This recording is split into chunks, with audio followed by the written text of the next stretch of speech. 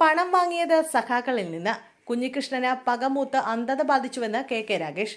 കുഞ്ഞികൃഷ്ണന്റെ പുസ്തക പ്രകാശനത്തിലെത്തിയത് ഇടതുവിരുദ്ധരുടെ കേന്ദ്രമെന്ന് CPIM കണ്ണൂർ ജില്ലാ secretary K Ragesh. ഇടതുവിരുദ്ധരെ ഉപയോഗിച്ചാണ് പരിപാടി നടത്തിയത്. TI മധുസൂദനെ വ്യക്തിപരമായി ലക്ഷ്യം വെക്കുന്നതാണ് പുസ്തകം. പകമൂത്ത് കുഞ്ഞികൃഷ്ണന് അന്ധത ബാധിച്ചുവെന്നും കെ രാഗേഷ് വാർത്താസമ്മേളനത്തിൽ വ്യക്തമാക്കി. പുസ്തക പ്രകാശനത്തിന് ആരംഭിക്കാർ വരെ ഉണ്ടായിരുന്നു. ഇടതുപക്ഷ ലേബലിട്ട് പലരും വന്നു. ഫണ്ട് തട്ടിയെന്ന ആരോപണം ഭാവന സൃഷ്ടിയാണെന്നാണ് രാഗേഷിന്റെ വിശദീകരണം. പുസ്തകത്തിന് കൊടുക്കാമായിരുന്ന പേര് പകയുടെ കണക്ക് പുസ്തകമെന്നായിരുന്നു. പണം വാങ്ങിയത് സഖാക്കളിൽ നിന്ന്. ബഹുജനം എന്നാൽ പൊതുജനമല്ല. ചാനലുകൾക്ക് മുന്നിൽ കണക്ക് അവതരിപ്പിക്കില്ല, ജനങ്ങൾക്ക് മുന്നിൽ കണക്ക് അവതരിപ്പിക്കുമെന്നും പാർട്ടി കുടുംബയോഗങ്ങളിൽ വരവും ചെലവും വിശദീകരിക്കുമെന്നും കെ രാഗേഷ് വ്യക്തമാക്കി. 2017 ഏരിയ സമ്മേളനത്തിൽ KP മധുവിന്റെ പേര് നിർദ്ദേശിച്ച സംഭവത്തിലും അദ്ദേഹം പ്രതികരിച്ചു.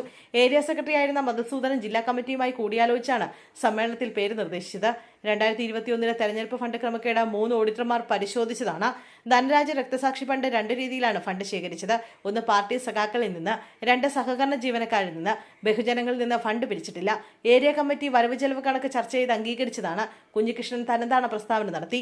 എല്ലാ ബൂത്തുകളിലും അനുഭാവി യോഗങ്ങൾ നടത്തും. അവിടെ കണക്ക് അവതരിപ്പിക്കും. പാർട്ടി അനുഭാവി കുടുംബമുണ്ടാകും. പാർട്ടിയെ സ്നേഹിക്കുന്നവരും ഉണ്ടാകും. ബഹുജനങ്ങളും പൊതുജനങ്ങളും രണ്ടാണ്. ധനരാജ് ഫണ്ട് സ്വീകരിച്ചിട്ടുള്ളത് പാർട്ടി സഖാക്കളിൽ നിന്ന് മാത്രമാണ്. MV ഗോവിന്ദൻ മറിച്ചു പറഞ്ഞിട്ടുണ്ടോ എന്ന് അറിയില്ലെന്നും കെ രാഗേഷ് വ്യക്തമാക്കി.